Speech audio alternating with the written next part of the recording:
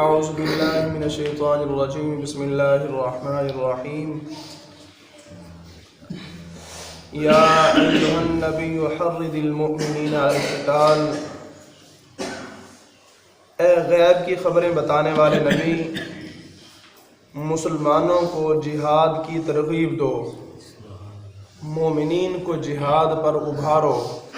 ان یکم منکم 20 صابرون یغلبوا 200، تم میں جو صبر کرنے والے ہیں وہ اگر 20 لوگ ہوں تو وہ 200 کافروں پر غالب آئیں گے۔ وَإِن يَكُن مِّنكُم 100 يَغْلِبُوا أَلْفًا مِّنَ الَّذِينَ كَفَرُوا بِأَنَّهُمْ قَوْمٌ لَّا يَفْقَهُونَ، اور اگر تم میں سے 100 ہوں تو کافروں کے 1000 پر غالب آئیں گے۔ مسلمان 100 اور کافر 1000، تو مسلمان پھر بھی ان پر غالب آئیں گے اور انہیں فتح نصیب ہوگی۔ اس کی وجہ کیا ہے؟ بِأَنَّهُمْ قَوْمٌ لَّا يَفْقَهُونَ، اس وجہ سے کہ جو کافر ہیں ان کو کچھ بھی سمجھ نہیں ہے۔ بِأَنَّهُمْ قَوْمٌ، اس وجہ سے کہ یہ ایک ایسی قوم ہے لا یفقہون، جن کو فقاہت حاصل ہی نہیں ہے، جو سمجھ ہی نہیں رکھتے اور ان کو فقاہت ہی حاصل نہیں ہے۔ قرآن تو ہمیں یہ کہہ رہا ہے کہ ان کو سمجھ نہیں ہے، لیکن جب ہم عقل کی بات کرتے ہیں، سمجھ کی بات کرتے ہیں تو سب سے پہلے ان کی مثال دیتے ہیں۔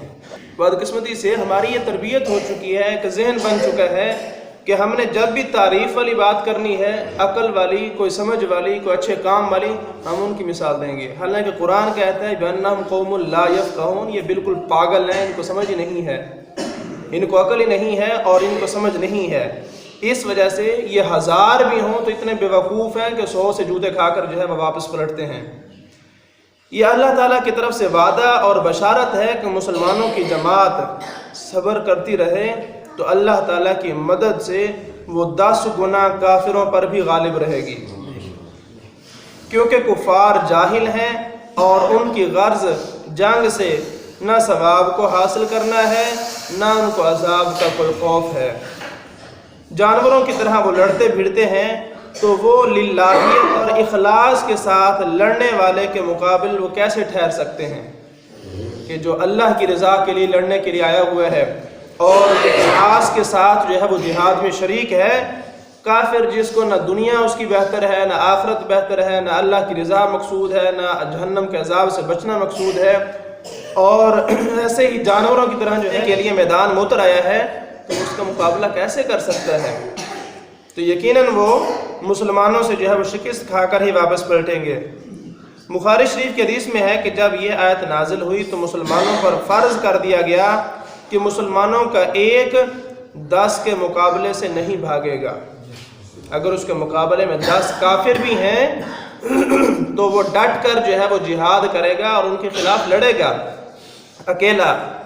پھر آیت الآن خفف اللہ یہ نازل ہوئی تو یہ لازم کیا گیا کہ 100 200 کے مقابلے میں رہیں گے، یعنی 10 گنے سے جو ہے اس کو کم کر کے اس کے جو مقابلہ تھا اس کی فرضیت کو منسوخ کر کے دگنے کے مقابلے سے بھاگنا جو ہے وہ منع قرار دے دیا۔ کہ پہلے 10 گنا تھا کہ ایک مسلمان ہے تو 10 اس کے مقابلے میں کافر ہیں، تو مسلمان کے لیے میدان جنگ سے بھاگنا جائز نہیں ہے۔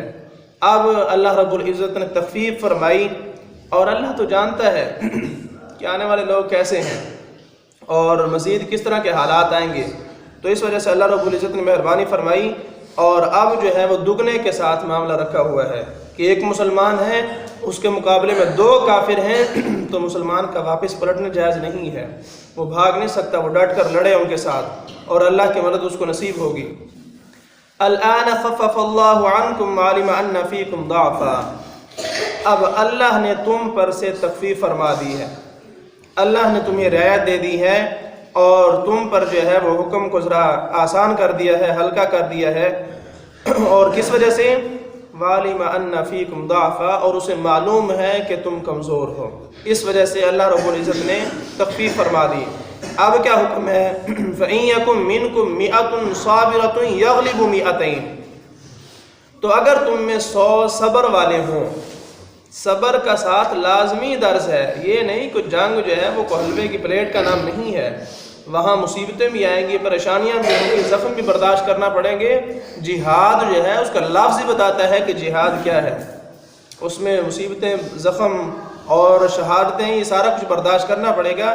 اس وجہ سے یہ نہیں فرمایا کہ بس تم میں سے 100 ہوں، نہیں، 100 ہوں اور صبر کرنے والے ہوں، مصیبتوں پر جو ہے وہ صبر کرنے والے ہوں اور اسلام پر ڈٹ کر عمل کرنے والے ہوں۔ تو اگر تم میں 100 صبر والے ہوں تو 200 پر وہ غالب آئیں گے۔ وَإِن يَكُن مِّنكُمْ أَلْفٌ يَغْلِبُوا أَلْفَيْنِ بِإِذْنِ اللَّهِ، اور اگر تم میں 1000 ہوں تو 2000 پر غالب ہوں گے اللہ کے حکم سے، اللہ کی مدد سے، اللہ کی اعانت سے، اللہ کی اذن سے جو ہے وہ 2000 پر غالب آئیں گے۔ وَاللَّهُ مَعَ الصَّابِرِينَ، صبر کی بار بار تلقین اس وجہ سے کی جا رہی ہے کہ یاد رکھو کہ اللہ رب العزت صبر کرنے والوں کے ساتھ ہے۔ جو صبر کرنے والے ہیں اللہ ان کے ساتھ ہے۔ میدان جنگ میں جا کر، میدان عمل میں جا کر چیخنا چلانا کہ ہم کہاں پھنس گئے ہیں اور ہم سے تو یہ نہیں ہوتا، نہیں، صبر کے ساتھ جو ہے وہ ڈٹے رہیں، اللہ کی مدد یقیناً نصیب ہوگی۔ ما کان لنبی ان یکون له اسرى حتى یسکن فی الارض، کسی نبی کو لائق نہیں، اس کی شایان شان نہیں کہ کافروں کو زندہ قید کرے جب تک زمین میں ان کا خون خوب نہ بہایا جائے۔ کافروں کو زندہ قید کرنا اس کی شایان شان نہیں ہے نبی کے کہ وہ ان کا خون بہائے، اور قتل کفار میں مبالغہ کر کے کفر کو ذلیل کرے، کافروں کو قتل کر کر کے کفر کو ذلیل کرے اور اسلام کی شوکت کا اظہار کرے کہ اسلام کی یہ شان ہے اور اس کے جھنڈے کو بلند کرے۔ اس کی شان نزول یہ ہے کہ مسلم شریف وغیرہ کے حدیث میں ہے، جنگ بدر میں 70 کافر جو ہے وہ قید کر کے حضور کی بارگاہ میں پیش کیے گئے۔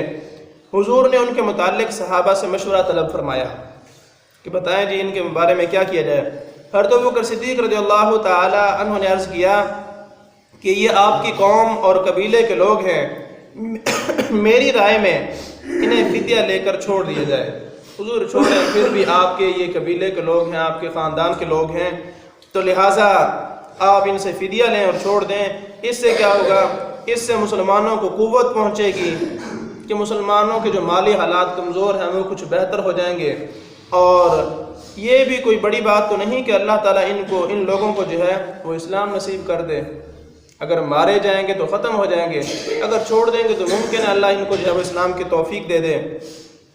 حضرت عمر رضی اللہ تعالی عنہ نے فرمایا کہ ان لوگوں نے آپ کی تکذیب کی، آپ کو مکہ مکرمہ میں نہ رہنے دیا، یہ کفر کے سردار ہیں اور سرپرست ہیں، حضور ان کی گردنیں اڑا دیجئے، ہم بھوک اور افلاس برداشت کر لیں گے لیکن ان کا فدیہ جو ہے وہ ہمیں نہیں چاہیے۔ یہی تو لوگ تھے جو آپ کو تکلیفیں دیا کرتے تھے، انہی لوگوں نے تو آپ کو ہجرت کرنے پر جو ہے مجبور کیا ہے، لہٰذا ان سے فدیہ نہ لیا جائے بلکہ ان کو جو ہے وہ قتل کیا جائے۔ اللہ تعالیٰ نے آپ کو فدیہ سے غنی کیا ہے، اللہ نے سارے خزانے آپ کے جو ہے وہ دست شفقت میں رکھے ہیں، تو ہمیں ان کے فدیے کی ضرورت نہیں ہے، آپ ان کے فدیوں سے بے نیاز ہیں۔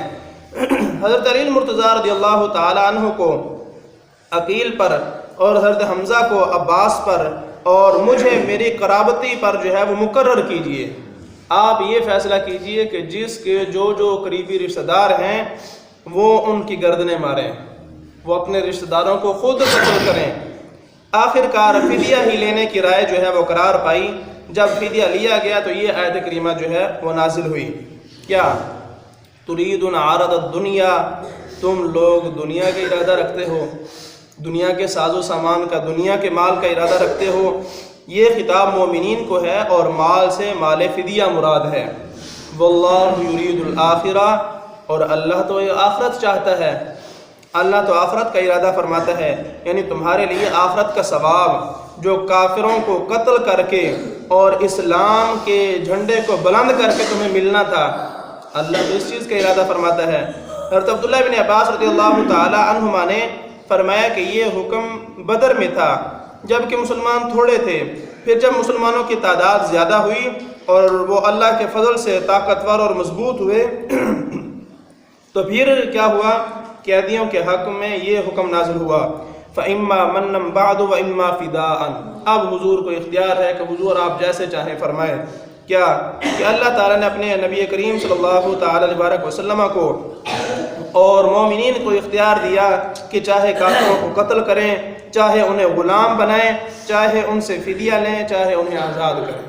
پھر بعد میں یہ حکم نازل ہوا، بدر کے قیدیوں کا فدیہ 40 اوقیہ سونا فی کس تھا۔ ایک بندے سے جو ہے وہ 40 اوقیہ سونا لیا جاتا جس کے 1600 درہم بنتے تھے، 1600 درہم جو ہے اس کی مقدار بنتی ہے۔ واللہ عزیز الحکیم، اور اللہ غالب حکمت والا ہے۔ لولا کتاب من اللہ سبق لمسکم فیما اخذتم عذاب عظیم، اور اگر اللہ پہلے ایک بات لکھ نہ چکا ہوتا، یہ کہ اجتہاد پر عمل کرنے والے سے جو ہے وہ پوچھ گچھ اور مواخذہ نہ فرمائے گا۔ اور یہاں صحابہ نے اجتہاد ہی کیا تھا، اپنی ایک رائے پیش کی ہے اپنی سمجھ کے مطابق اور اپنے علم کے مطابق کہ اس سے جو ہے وہ ممکن ہے وہ اسلام لے آئے کافر، جو ان کو آزاد کیا جائے فدیہ لینے کے بعد، اور اس فدیے سے جو ہے مسلمانوں کی حالات بھی کچھ نہ کچھ بہتر ہو جائیں گے۔ تو انہوں نے اجتہاد کیا، اور ان کی فکر میں یہی بات آئی تھی کہ کافروں کو زندہ چھوڑ دینے میں ان کے اسلام لانے کی امید ہے، اور فدیہ لینے میں دین کو تقویت ہوتی ہے۔ تو اس پر جو ہے وہ نظر نہیں گئی کہ قتل میں عزت اسلام ہے، کافروں کو قتل کرنے میں اسلام کی عزت ہے، اور کافروں کی دلوں میں خوف اور دبدبہ بٹھانا ہے، اس طرف توجہ نہیں گئی۔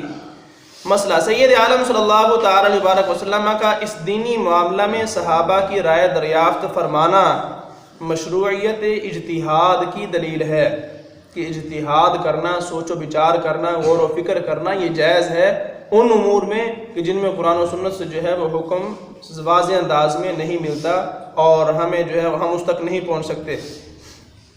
یا کتاب من اللہ سبقہ سے وہ مراد ہے جو اس نے لوح محفوظ میں لکھا کہ اہل بدر پر اللہ رب العزت عذاب نہ فرمائے گا، اللہ اہل بدر کو عذاب میں مبتلا نہیں کرے گا اور ان کو عذاب میں مبتلا نہیں کرے گا۔ اس وجہ سے فرما دیا کہ لولا کتاب من اللہ سبقہ، اگر اللہ پہلے ایک بات لکھ نہ چکا ہوتا تو اے مسلمانوں تم نے جو کافروں سے بدلے کا مال لیا اس میں تم پر بڑا عذاب آتا، تمہیں عذاب پہنچتا۔ تو اب کیا کیا جائے؟ فَكُلُوا مِمَّا غَنِمْتُمْ حَلَالًا طَيِّبًا، تو کھاؤ جو غنیمت تمہیں ملی حلال پاکیزہ۔ جب اوپر کی آیت نازل ہوئی تو اصحاب نبی صلی اللہ تعالی علیہ وسلم جو فدیہ لیے تھے ان سے ہاتھ انہوں نے روک لیے کہ اللہ نے اتنی بڑی آیت نازل کر دی ہے تو ہم تو اس کو استعمال ہی نہیں کرتے۔ تو اس پر یہ آیت کریمہ نازل ہوئی اور بیان فرمایا گیا کہ تمہاری غنیمتیں حلال کر دی گئی ہیں، اب انہیں کھاؤ۔ صحیحین کے حدیث میں ہے کہ اللہ تعالیٰ نے ہمارے لیے غنیمتیں حلال کی، ہم سے پہلے کسی کے لیے یہ حلال نہیں کی گئی تھیں۔ تو اب حضور کے صحابہ کے بارے میں جو ہے وہ زبان درازی کرنے کی ضرورت نہیں ہے، اللہ نے انہی صحابہ کے وجہ سے ہی، صحابہ کے عمل کے وجہ سے ہی تو غنیمتیں حلال کی ہیں۔ صحابہ کا کوئی بھی ایسا عمل نہیں ہے کہ جس پر جو ہے وہ بعد والے طعن و تشنیع کر سکیں۔ تو اس وجہ سے صحابہ کرام کے خلاف زبان درازی کرنا اور طعن و تشنیع اور دل میں برا خیال لانا یہ بھی ہمارے ایمان کو ضائع کرنے کا سبب ہے۔ بہرحال فرمایا کہ تم کھاؤ جو غنیمتیں تمہیں ملی ہیں، حلال ہیں، پاکیزہ ہیں، واتقوا اللہ، اور اللہ سے ڈرتے رہو، تقوی کو اختیار کرو۔ ان اللہ غفور الرحیم، بے شک اللہ رب العزت بہت بخشنے والا بے حد مہربان ہے۔ تو بعد والے زبان درازیاں نہ کریں صحابہ کرام پر، اللہ نے فرما دیا ہے کہ ان اللہ غفور الرحیم، بے شک اللہ رب العزت بہت بخشنے والا ہے، بے حد رحم فرمانے والا ہے، لہٰذا صحابہ کرام کی شان میں ذرہ برابر بھی کمی نہیں آئی، وہ آج بھی آسمان کے ستارے ہیں اور ان کی پیروی کرنا ہمارے لیے باعث نجات ہے۔ اللہ رب العزت